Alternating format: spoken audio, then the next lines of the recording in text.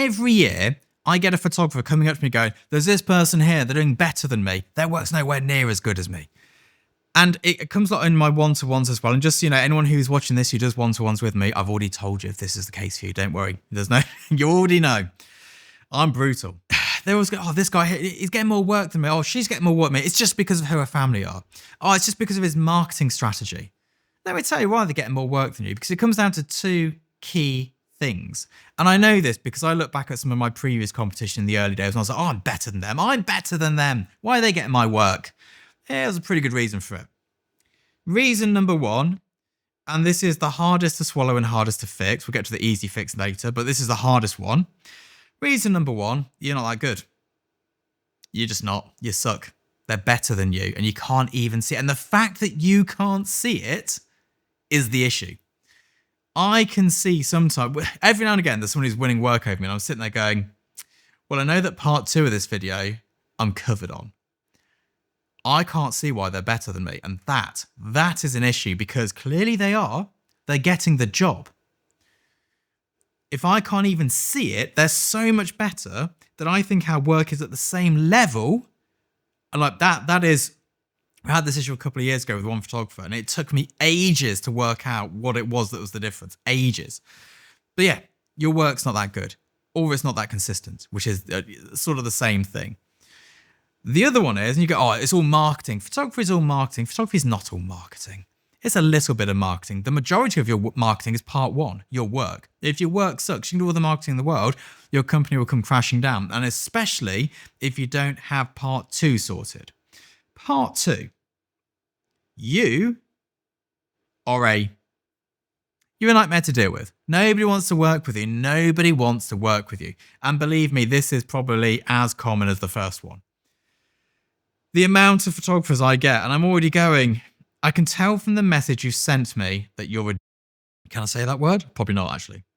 You're not a very good person to work with. I recently put a shout out because I needed a BTS video guy and I needed a runner.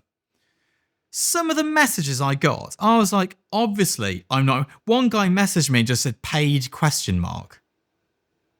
I was like, yeah, sure, you sound like a hoot to work with. And of course you want to know whether it's paid. Of course it is if I'm hiring.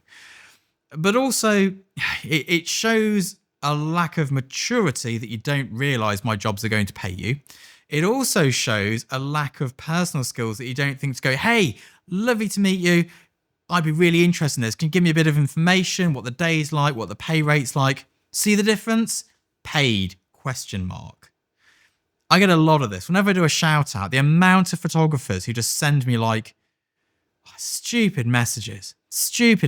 I'm like, of course you're not getting any work. You are going to be difficult. You are going to be a pain. I don't want to deal with you. That is one of the big ones. And then the same, I get photographers, a client wants the raw files. I've told them no, unless they're going to pay this much for them. Does it matter? Does it? I give clients raw files all the time. Take them. I mean, for me, it's slightly different in that they can't use them unless pay usage anyway.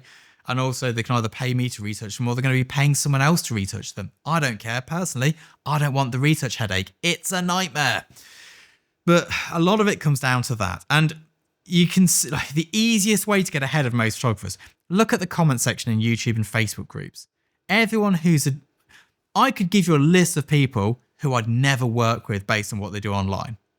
There was a makeup artist that I was looking for a makeup artist recently, and someone said, use this person. I was like, no, I'm friends with them on Facebook. I see what they post. I don't want that drama in my life.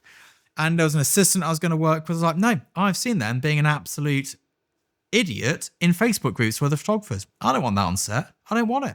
I want the nice, friendly person. I want the cool person to work with. I want somebody who at least doesn't make my life worse. That's sometimes the best you can hope for on a job. But ideally, someone who makes my life better. And you, whether it's to me, a photographer, or a paying customer, a family portrait, a wedding, if you're not getting jobs, sort that out about yourself. If you post negative comments on people's videos, if you post negative comments on people's posts on social media, that's why you're failing as a photographer. If you send messages like paid ? To a job, that's why you're not getting work. All of these things, and believe me, I can say this because guess who did all of that? That would be me. That'd be me that did all of those things, and I learned the hard way. I learned by not getting repeat business. I learned by not getting replies. I learned by not getting bookings. I know that that behavior is one, negative to my business, and two, makes me an absolute